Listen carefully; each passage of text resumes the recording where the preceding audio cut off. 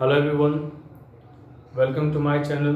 This is Sujit Kumar Sudhanshu, and today this is the lecture video 2 on the topic relation and function. In the last video, I have discussed about order pairs and Cartesian product of sets. In this video, I will discuss about the relation. So let A and B are non-empty sets, then rule R which associates elements of set A to elements of set B is called relation from A to B. ठीक है, तो relation क्या है? Relation एक rule है, ठीक है, जो कि सेट ए के एलिमेंट को बी के एलिमेंट के साथ रिलेट करता है, ठीक है, एसोसिएट करता है, ठीक है। और अगर A and B non empty set है, ए एंड बी हम लोग दूसरे में ऐसे डिफाइन कर सकते हैं इसको कि if let A and B are non empty sets then relation R is the subset of A cross B, ठीक है, ऐसा हम लोग लिख सकते हैं। इसको सिंबॉलिकली हम लोग ऐसे भी लिख सकते हैं कि अगर R एक रिलेशन है फ्रॉम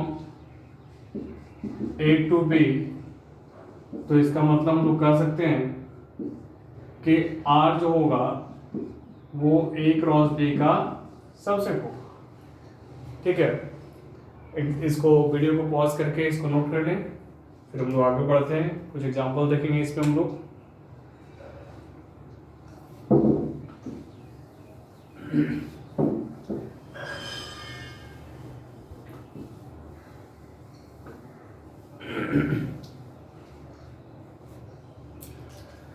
मान लेते हैं एग्जाम्पल कि ए कोई सेट है, उसमें एलिमेंट है 1 2 3 4 5 6 7 और बी एलिमेंट है 2 4 6 8, ठीक है। और कोई रिलेशन हम लोग आर लिख रहे हैं, वो है आपका वो 2 4 है और 2 2 2 4 2 6 2 8, ठीक है, 3 6 4 8 6 6 2 2 2 2 2 4 2 6 2 8 3 6 ओनली 4 8। तो देखिए ये रिलेशन है कि नहीं है। तो देखिए आपको ढूंढना होगा कि फर्स्ट जो एलिमेंट है वो ए का मेंबर है कि नहीं, तो 2 इसमें है कि नहीं है, ऑब्वियसली है।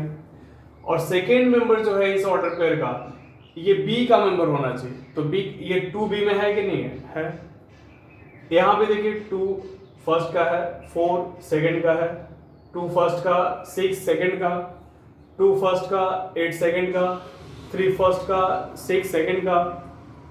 तो सारे एलिमेंट हम लोग देखेंगे। अगर पूछा है कोई कि is R a relation, from A to B, ठीक है, is R a relation from A to B. तो हम लोग क्या करेंगे कि उस रिलेशन के सारे ऑर्डर पेयर्स में फर्स्ट एलिमेंट और सेकेंड एलिमेंट को चेक करेंगे कि फर्स्ट एलिमेंट जो है रिलेशन के सारे ऑर्डर पेयर्स में फर्स्ट एलिमेंट सेट ए का मेंबर होना चाहिए और सेकेंड एलिमेंट सेट बी का मेंबर होना चाहिए। तो ये रिलेशन है कि नहीं है? तो यस, आर क्या है? Is a relation from set A to set B, ठीक है। एक दूसरा एग्जांपल अगर हम लोग देखें, इसको इरेज करते हैं, इसको एग्जांपल को नोट कर लें आप लोग।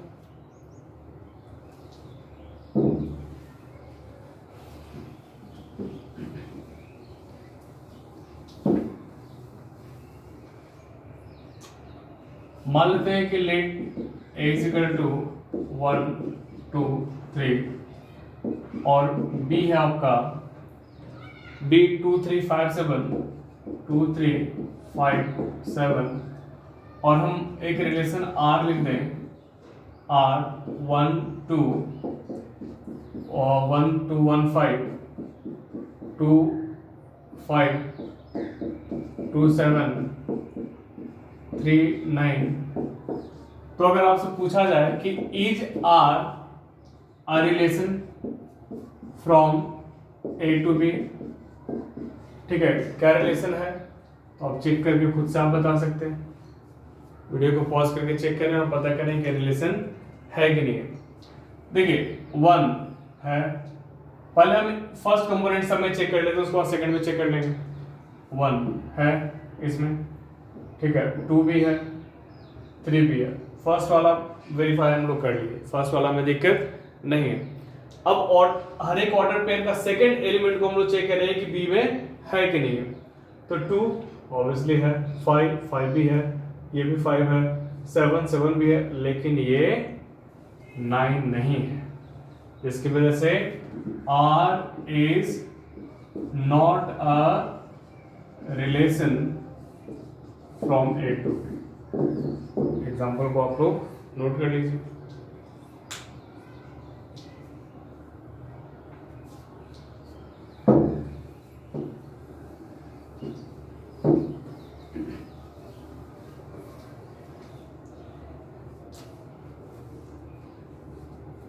अगर if A belongs to A हो and B belongs to B है, then relation R can be expressed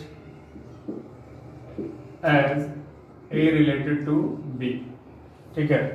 इसको हम लोग ऐसे भी लिख सकते हैं, A related to B। और अगर इस तरह से लिखा रहे, R लिख के ऐसे काट दिया जाए, तो इसका मतलब क्या हुआ? A is not related to B with respect to relation R, ठीक है। इसको नोट कर लें। और इसमें एक नोट करने वाली बात है, इसको नोट में लिखिएगा कि इट इज नॉट नेसेसरी, ऐसा जरूरी नहीं है कि ए का सारा एलिमेंट, सेट ए का सारा एलिमेंट सेट बी के सारे एलिमेंट से रिलेटेड हो, ठीक है। तो इसको हम लिख लेते हैं कि it is not necessary, it is not necessary that each element of set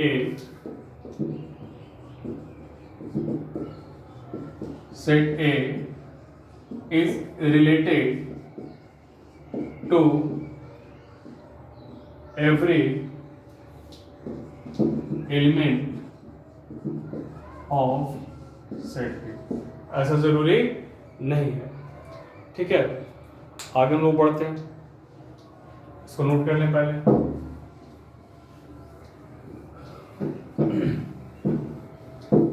तो हम लोगों ने देखा कि जो रिलेशन R है वो क्या है? R is a subset of A cross B। अगर R कोई रिलेशन है फ्रॉम A टू B, तो ये क्या होगा, R is a subset of A cross B होगा। तो अगर आपसे पूछा जाए, मान लेते हैं कि let set A and set B contains M and N elements, ठीक है, M and N एलिमेंट्स। तो अगर आपसे पूछा जाए कि बताएं कि how many relations can be possible from set A to B, ठीक है, तो let set A and B contains M and N elements, then total number of relation, total number of possible relation कह सकते हैं, possible relation from set A to set B is 2 to the power mn। कैसा होगा, तो देखिए हम लोग को ये पता है कि A क्रॉस B में कितने एलिमेंट्स होंगे।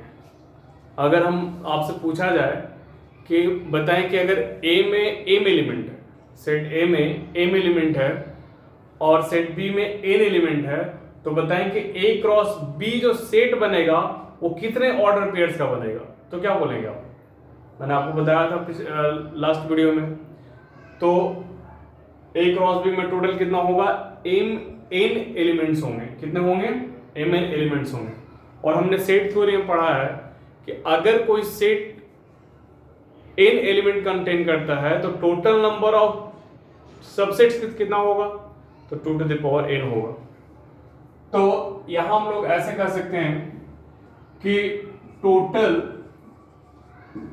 नंबर ऑफ एलिमेंट्स जो होगा किसमें, इन A cross B is mn होगा, ठीक है।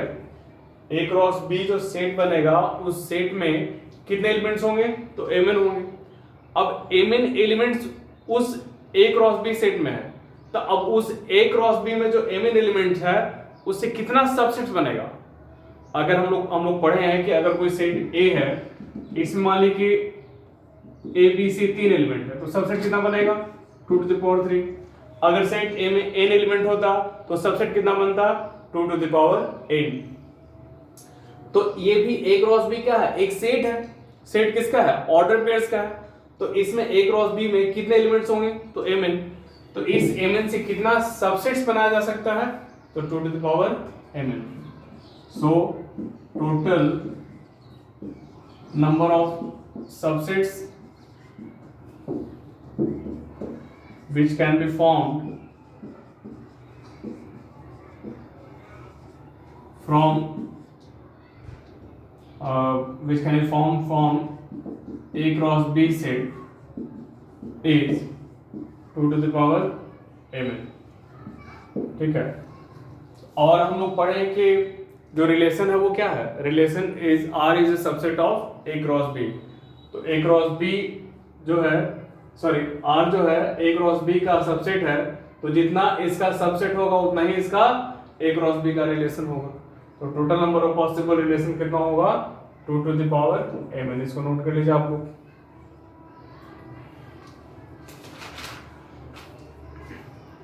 अब हम लोग पढ़ेंगे domain and range of a relation.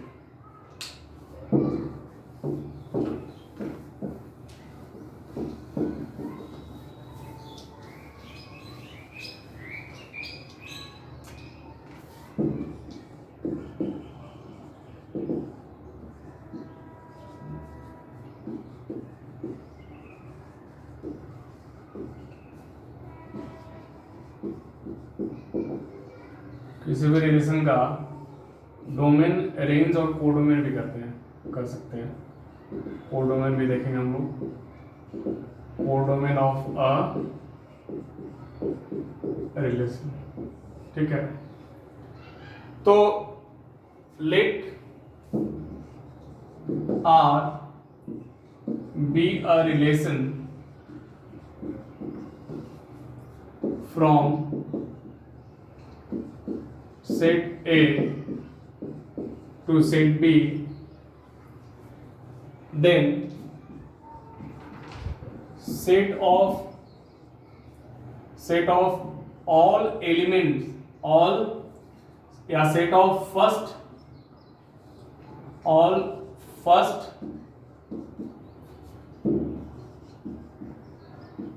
element of a relation, element in a relation करते हैं, in a relation is called domain. So क्या बोलेंगे हम लोग?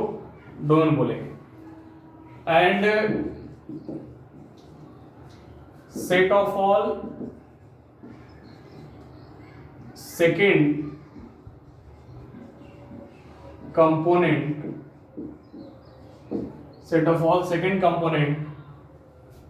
of a relation, second component in a relation R is called range of a relation.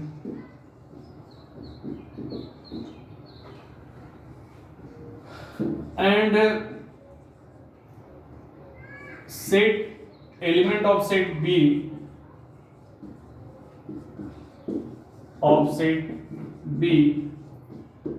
is called codomain. B के element को हम लोग क्या बोलते हैं? कोडोमेन बोलेंगे इसको. ठीक है, बी के एलिमेंट को हम लोग कोडोमेन बोलेंगे.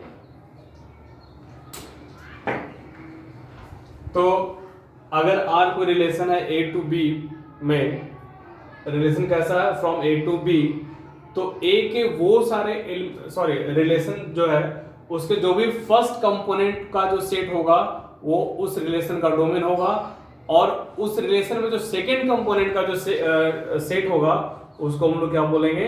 रेंज बोलेंगे, और बी के सारे एलिमेंट को हम लोग कोडोमेन बोलेंगे. ठीक है, एक एग्जांपल देखते हैं हम लोग, नोट कर लें इसको.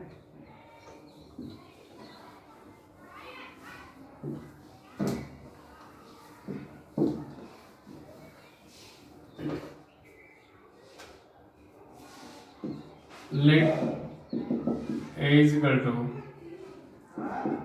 1 2 3 4 5 6 and B is equal to 2 3 5 7 9 10 11.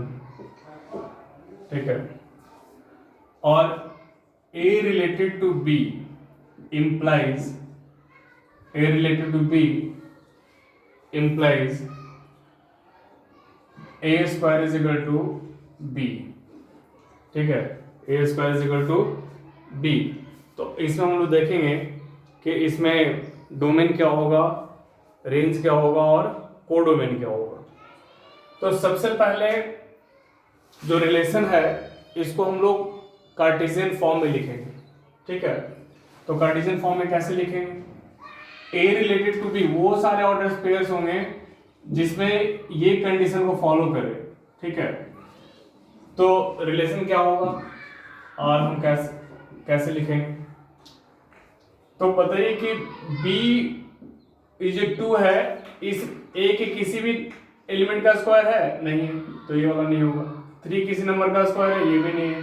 5 भी नहीं है. 7 भी नहीं है. 9 किसी नंबर का स्क्वायर है? यस, 3 का स्क्वायर है. तो एक एलिमेंट आपका आ गया 3,9. ठीक है, 3,9. 10 भी नहीं होगा, 11 भी नहीं होगा. इसमें सिर्फ एक ही एलिमेंट होगा. हम लोग को दूसरा एग्जांपल लेना चाहिए. मान लेते हैं कि इसको चेंज कर देते हैं, A less than equal to B कर देते हैं. A less than equal to B. अब इसमें क्या क्या एलिमेंट होगा? अब देखिए 1 2 पॉसिबल है कि नहीं है? 1 2 पॉसिबल है, तो 1 2 हम लोग लिखेंगे. 1 3 भी हो जाएगा, ये 1 5 भी होगा, 1 7 भी होगा, 1 9 भी होगा, 1 10 भी होगा और 1 11 भी होगा। अगर हम लोग 2 को देखें, अगर हम लोग 2 को देखें तो 2 भी होगा क्योंकि लेस देन और इक्वल टू है। 2 3 भी होगा, 2 5, 2 7, 2 9, 2 10 और 2 11। ठीक है, थोड़ा सा बहुत बड़ा एग्जाम्पल हो गया है तो शॉर्ट कर दें इसको। इसको हम लोग 7 तक ही रखते हैं, 5 तक ही रखते हैं इसको। ठीक है, इसको 5 तक रखते हैं और इसको हम लोग 4 तक रखते हैं। ठीक है, तो एलिमेंट जो हो जाएगा 1 2 1 3 1 5, ये हट जाएगा। बहुत बड़ा एग्जाम्पल हो जाता है इसलिए थोड़ा शॉर्ट कर दे रहे हैं। 1 2 1 3 1 5, 2 2 2 3 2 5। क्या 3 2 होगा? क्या 3 2 होगा? देखिए 3, क्या 3 लेस देन 2? क्या 3 लेस देन 2? 3 2 से छोटा है? नहीं है, तो 3 2 इसका मेंबर नहीं होगा। तो 3 2 नहीं, क्या 3 3 हम लिख सकते हैं? क्या 3 से छोटा है, बराबर है? छोटा तो नहीं लेकिन बराबर है, तो इसको हम लोग लिख सकते हैं 3 3 3 5 लिख सकते हैं इसको। अब देखिए 4 2 लिख सकते हैं हम लोग, 4 2 लिख सकते हैं। क्या 4 लेस देन इक्वल टू 2 है? नहीं, गलत है, तो 4 2 भी नहीं लिख सकते, 4 3 भी नहीं लिख सकते हम लोग, 4 5 हम लोग लिख सकते हैं, 4 5 लिख सकते हैं। और 5 से देखिए, 5 से सिर्फ एक ही होगा, 5 5। इसका अगर हम लोग डोमेन की बात करें तो डोमेन क्या होगा? तो इस रिलेशन में जो फर्स्ट एलिमेंट का सेट होगा उसको हम लोग डोमेन बोलेंगे, और इस रिलेशन में जो सेकंड एलिमेंट का जो सेट होगा उसको हम लोग रेंज बोलेंगे, और बी के सारे एलिमेंट को हम लोग कोडोमेन बोलेंगे। तो डोमेन ऑफ आर क्या हो जाएगा? 1, ठीक है, 2, ठीक है, 3 4 5। और रेंज कितना हो जाएगा? Range of R 2, second element 3, second element 5, 2 3 5 लिखा चुका है बस। तो रेंज हो जाएगा 2 3 5, और इत्तेफाक से यहाँ पे जो कोड डोमेन होगा ऑफ आर, ये भी क्या होगा? 2 3 5 ही होगा। ठीक है, तो इस एग्जाम्पल को आप लोग नोट कर लें, और विशेष हम लोग अगले लेक्चर में देखेंगे। Thank you everyone.